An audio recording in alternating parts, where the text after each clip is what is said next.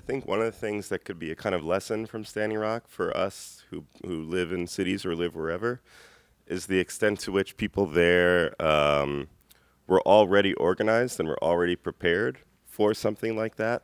And I think one of the things, we spoke to a quote unquote elder in the camp we're staying in, and talked to him a little bit about Standing Rock, and he said the most important thing that really enabled the movement or the occupation was just the kinships that existed between people, between families or extended networks or extended families.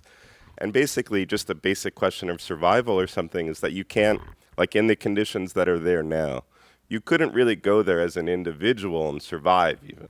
You have to do that with other people. So even just to think about this basic question of survival or something, like if you need wood or water or food or a tent or tarps or supplies, it's not you as an individual who are answering those questions. You're answering those questions with other people, collectively or communally, and that becomes your kind of extended network or camp or commune or whatever you want to think about it.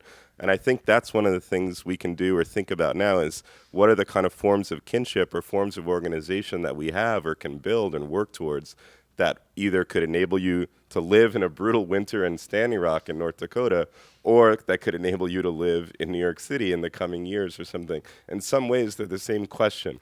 What are the kinships or collectivities or our kind of potentialities for encampments, literal and kind of metaphorical encampments or something that will enable us to kind of survive at all?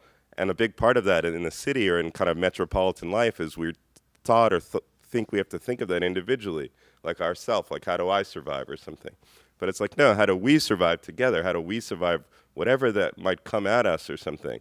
And I think that's the kind of question that I'd be happy to talk about, with any of these organizations or with elders or whoever, people who aren't on social media or something. It's that question, and again, it's kind of what we tried to get at in our video, or what we tried to emphasize a little bit, and they talk about it in that, is these relationships and kinships are the basis for every little small camp in the movement, and it then becomes the basis of the whole movement, basically.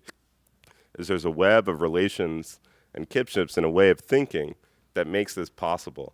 And I think that becomes a kind of global phenomenon. The potentiality of that has to become broader, that there's different little webs of kinships or something that can become resilient or offensive or resistant or something to Trump or whatever it might be, Hurricane Sandy. It's the same question. You don't answer that question of Hurricane Sandy as an individual. You have to answer that with a group of people or whatever, So I think, that would be one response that I think we could all think about, to what extent do we see ourselves within that kind of web or that kind of potential or that kind of relationality with each other, with our friends or families or neighbors, and even different generationally or something. If we have kids or parents or grandparents, how do we relate on that level to each other that we can answer these questions of survival? Basically, it becomes about survival, together.